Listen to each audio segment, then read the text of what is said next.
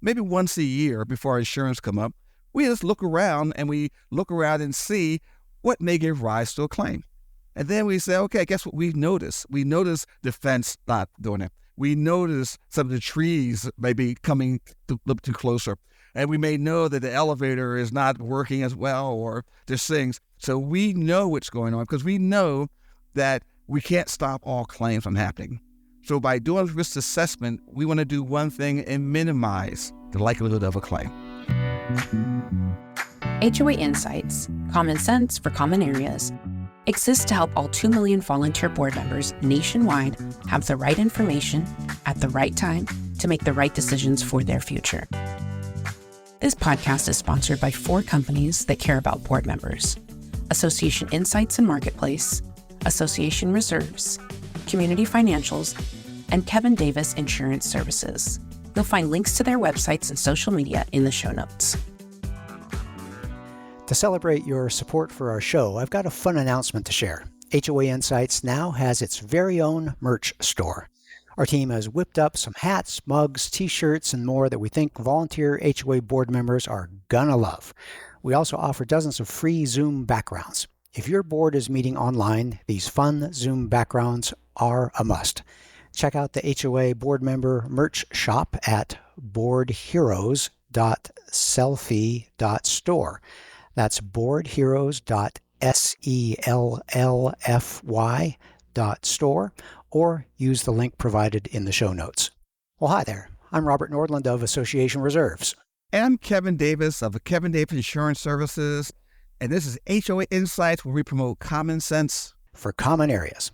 Well, welcome to episode 58, where we'll be speaking with insurance expert and regular co-host Kevin Davis about what board members can do to lower their insurance costs. Before we get going, I want to encourage everyone to check out last week's episode 57, a great discussion with regular co-host Julie Adamen about the changing dynamics at an association, specifically retiring a committee when its season of usefulness has passed. If you want to catch that episode or any prior episode, you can listen from our podcast website, www.hoainsights.org, or watch the podcast from our YouTube channel. You'll find a link in the show notes. Or, of course, you can subscribe to the podcast from any of the most popular podcast platforms to get every episode delivered right to your phone or mobile device.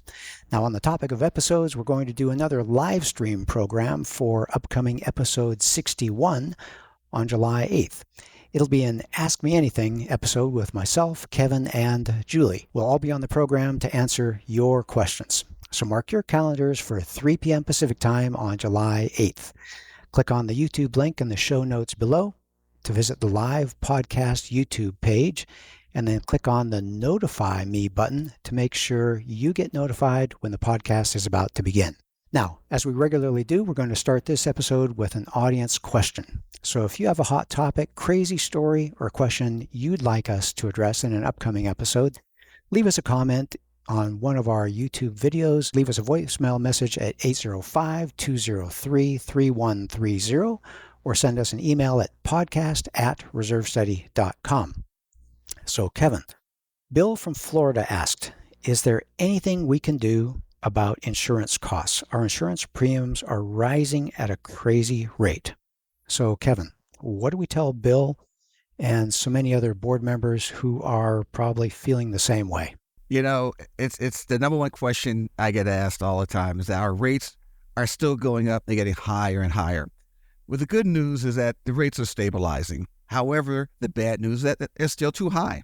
You won't see these drastic, I can't say you won't see it because we don't know for sure, but you should not see these big, huge rates that we've seen before, but it's still too high. So Robert, what I want to do today is talk about how we can start changing the way we view insurance overall. Instead of panicking and saying, well, what we're going to do about it, we have to rethink things, okay, to the point where let's look at how to go to an insurance carrier and say, guess what, we are a preferred association. We have done the right things in our association, so we demand a lower rate.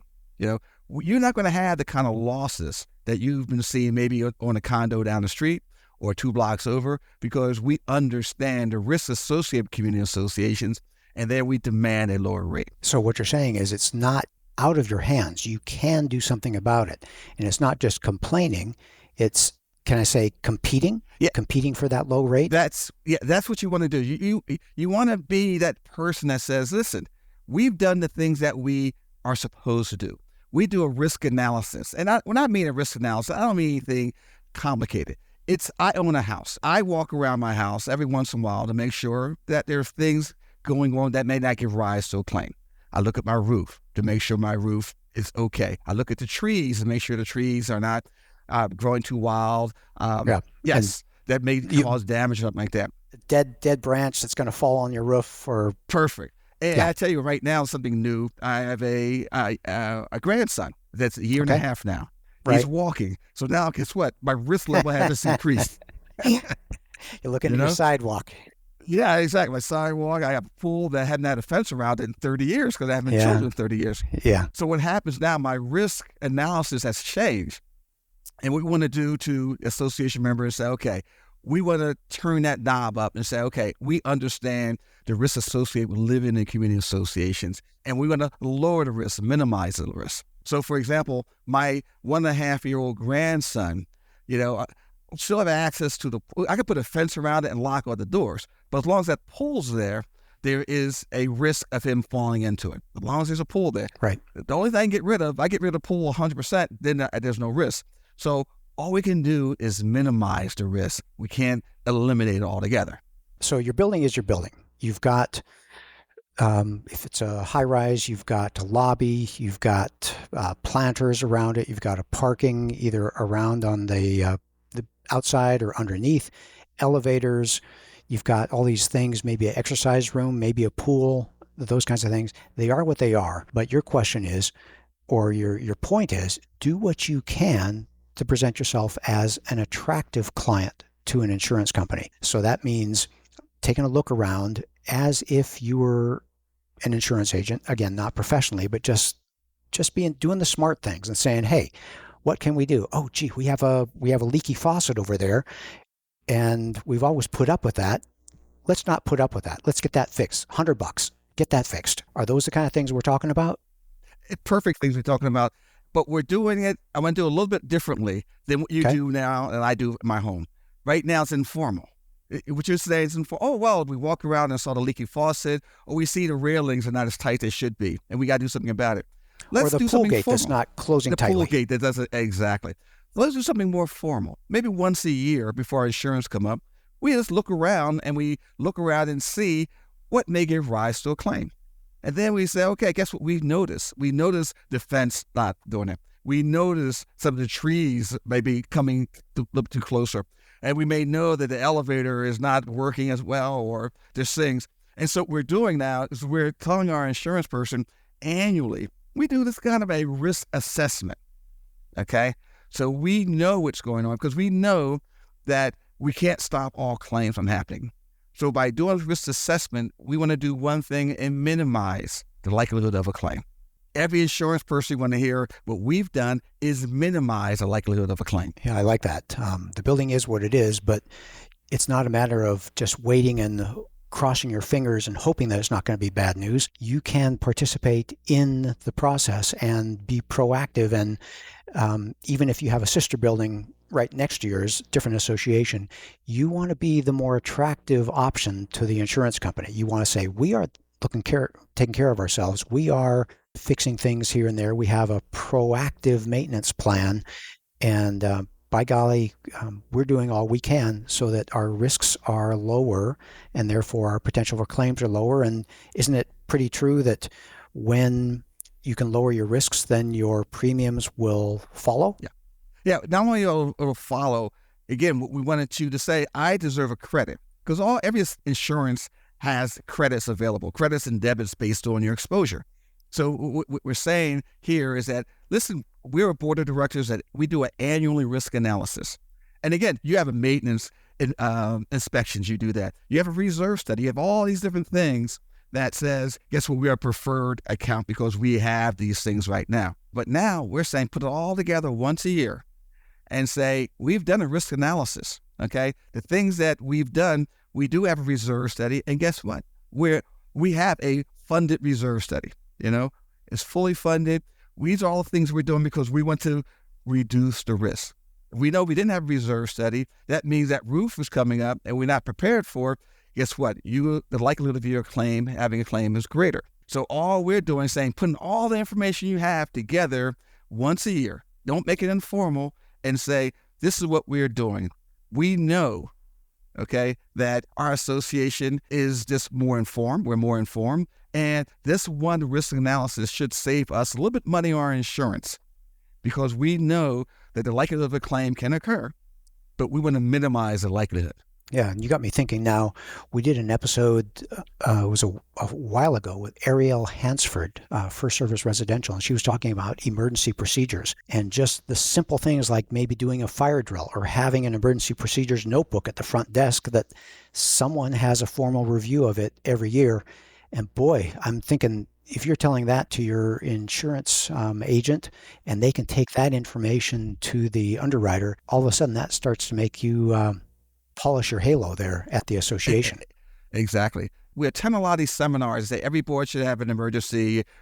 They should have maintenance. They should have inspections. Put it all together and say, guess what? Insurance agent. These are all the things we have. And once a year, we review them to make sure that everything's up to date.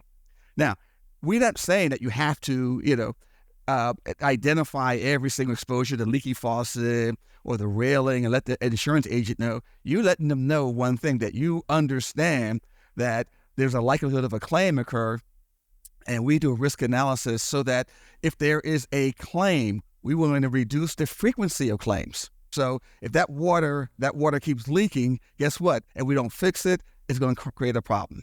And then we fix it, and then all of a sudden it creates another problem because we put a Band-Aid on it as opposed to correcting it, which is a lot of things that we do, is that we put Band-Aids on it instead of spending a few more dollars to get things corrected. So that it leads to this frequency problem that we see. And so if you tell the insurance agent, guess what? We put something in place so that, yes, we will see claims, but we want to reduce the likelihood of a frequency of events. So that water leakage won't keep coming back over and over again. Or the hot water heater that bursted on unit number 8 on the 6th floor is not going to run on the 7th floor and the 6th floor.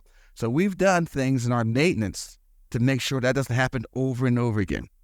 So as a result of that, instead of putting a $100,000 deductible for water damage, maybe a $50,000 deductible. Or instead of $50,000, I want a $10,000 deductible because we've done a risk analysis and we understand the risk. Yeah. Again, my brain is just spinning here. I got two thoughts that are coming together. One is your behavior matters. It's not a matter of, again, waiting and hoping that the bad news isn't too bad, but your behavior matters. And the good things that we've told board members in the past, or you've heard from your manager or your attorney or even your maintenance man, the good things people have told you in the past, start doing those things. And they're not just good, they potentially can really pay off. And I'm thinking the old carpet that you've been tolerating, it's a little frayed, and the maintenance man cuts off the loose threads. Don't be doing that anymore. Get the fresh carpet. You've got the money in reserves. Minimize your risk. Do the right thing and be able to tell your insurance agent that you've done those kinds of things. You're on top of things, and that's going to pay off. So there's that connection between doing the right things and making it financially worthwhile. Because right now what's happening is that insurance rates are up because of one reason. There's a lot more demand than supply.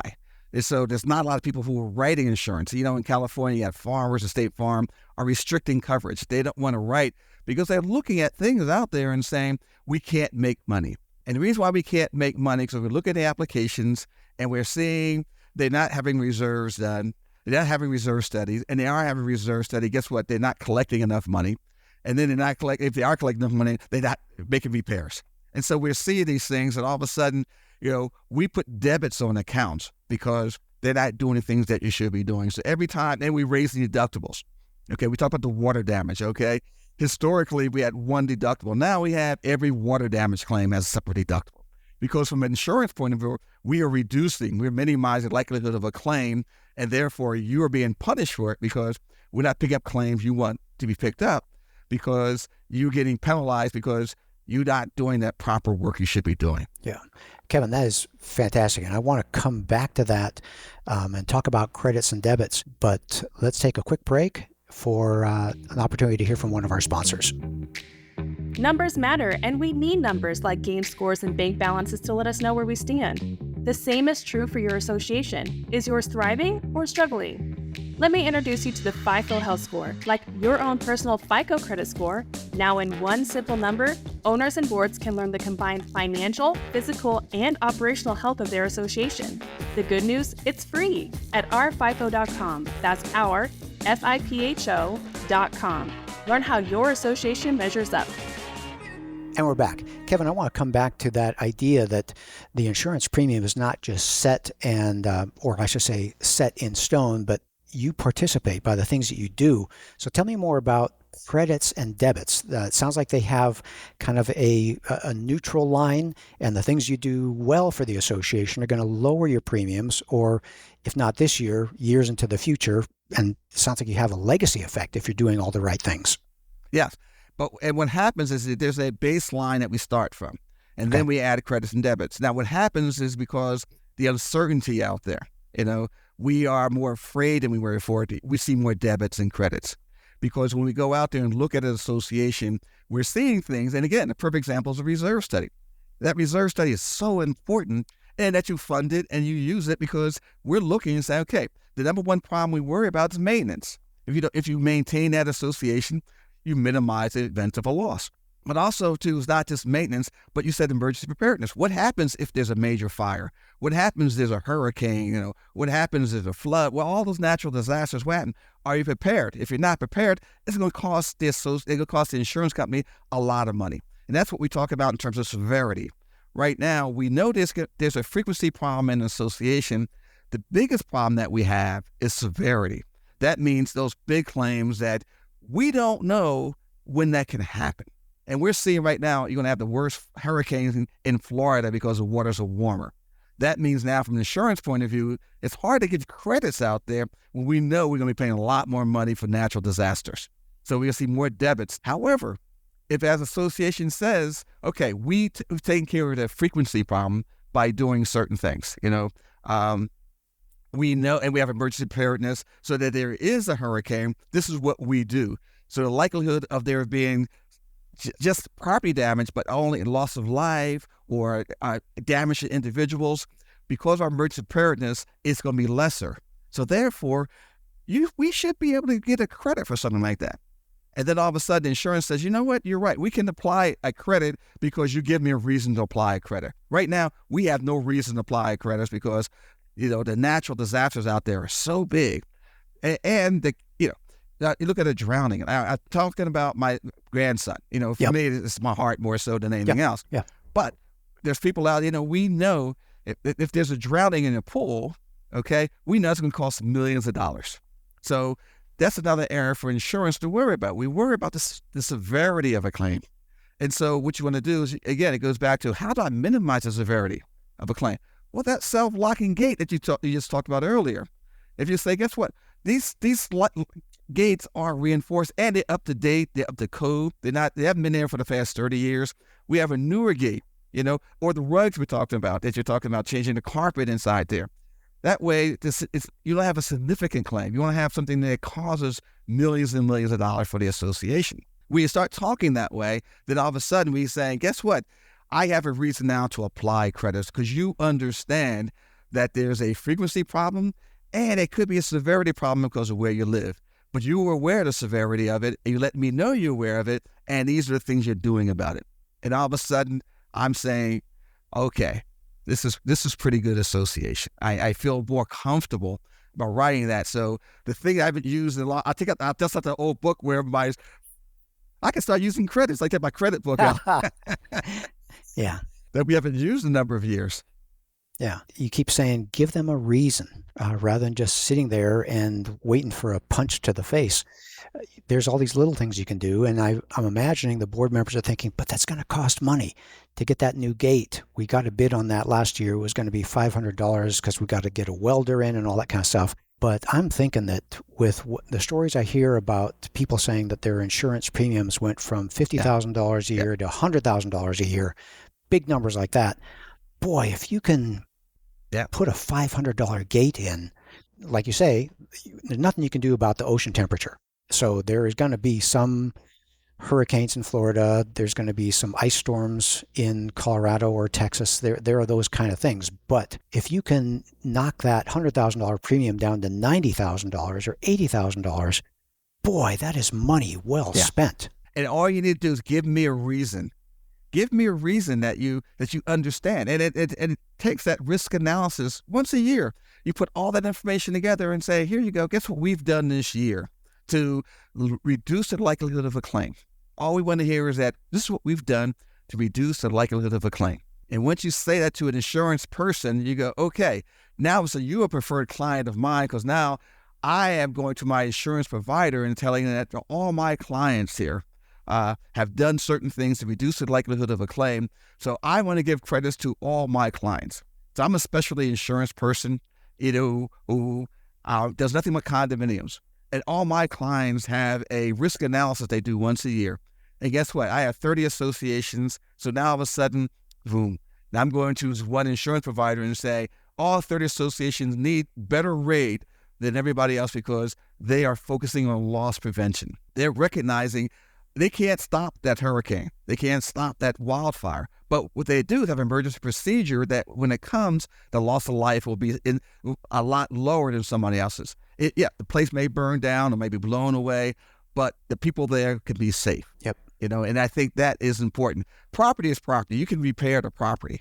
But one thing, that loss of life and the board's ability to say, guess what we've done, should be able to get me, again, that 10% discount off $100,000 starts someplace, it starts. And then another discount here and a discount there to the point now. And that's why you will see some associations are paying $100,000 and some will pay $75,000. And they say, wait, we're the same, we're doing the same thing. No, the difference is that we understand that there are risks associated. There losses can happen. We can't reduce loss all the way, but we can minimize the likelihood of a loss. Yeah. You can fix your sidewalks. You can inspect the water heater hoses. You can inspect this. You can get things replaced on schedule through your reserve study. You can, I'm thinking all these little things that add up. You can have the emergency procedure at the front desk or the manager or an emergency number or something like that. There's so many of these little things that, boy, if you can get them added up, that can be a lot of, in my family, we say that's a check in the good column. Here's another one we don't talk about enough is security, okay?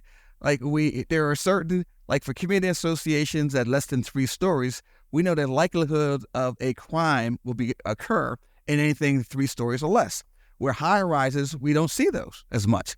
So what happens is that you get a debit if you are automatically 3 stories or less, because we know that even in a crime area or not in a high crime area, the likelihood of you having crime is greater than the high rises.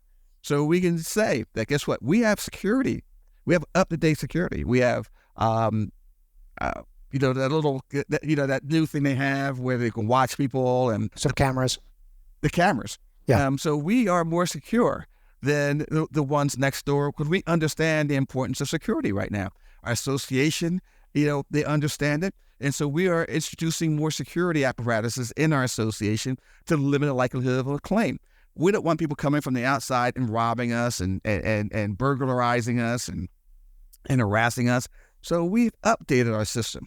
Crime is a big issue right now when it comes to community association and insurance. And we're looking at it and go, okay, they get dinged just because they live in a 3 stories or less.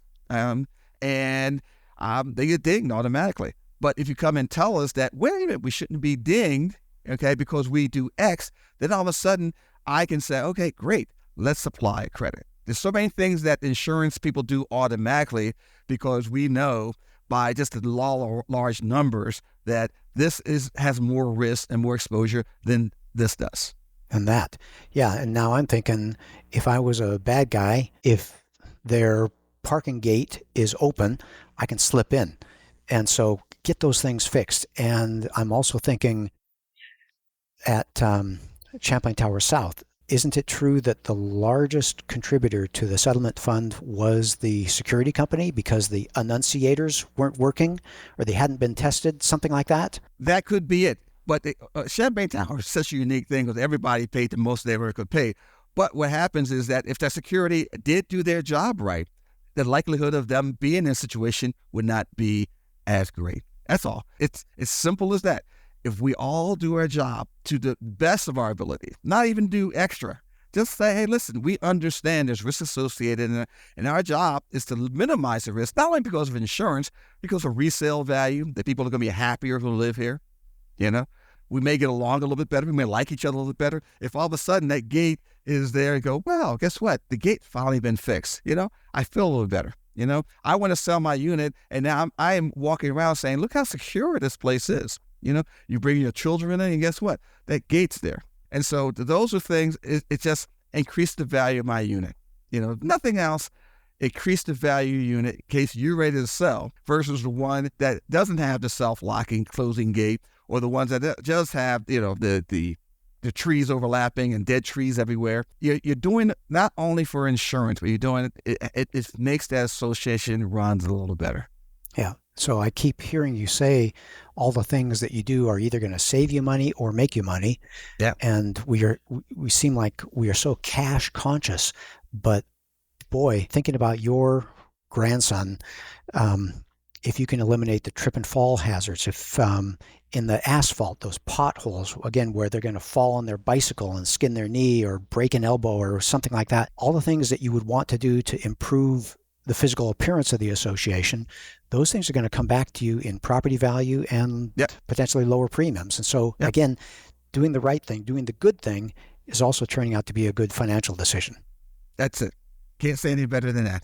Okay. Well, Kevin, as always, it's great talking with you. So any closing thoughts to add at this time? Okay. The key thing is this. All we want to do is one thing, minimize the likelihood of a claim. If you're talking to insurance people, we understand how important that is, and this is what we've done to minimize the likelihood of a claim. When you say that, insurance people start smiling, and we want to get you that credit. Fantastic. Well, we hope you learned some HOA insights from our discussion today that helps you bring common sense to your common area. And I'm thinking maybe even save you some money. So remember to mark your calendar for July 8, our Ask Me Anything live cast. Check the show notes for details on how to sign up. We look forward to having you join us for another great episode next week. You've been listening to HOA Insights, common sense for common areas. You can listen to the show on our podcast website, hoainsights.org, or subscribe on any of the most popular podcast platforms. You can also watch the show on our YouTube channel. Check the show notes for helpful links. If you like the show and want to support the work we do, you can do so in a number of ways. The most important thing that you can do is engage in the conversation. Leave a question in the comment section on our YouTube videos. You can also email your questions or voice memos to podcast@reservestudy.com or leave us a voicemail at 805-203-3130. If you gain any insights from the show, please do us a huge favor by sharing the show with other board members that you know. You can also support us by supporting the brands that support this program. Please remember that the views and opinions expressed by the podcast do not constitute legal advice. You'll want to consult your own legal counsel before making any important decisions. Finally, this podcast was expertly mixed and mastered by Stokelight Video and Marketing. With Stokelight on your team, you'll reach more customers with marketing expertise that inspires action. See the show notes to connect with Stokelight.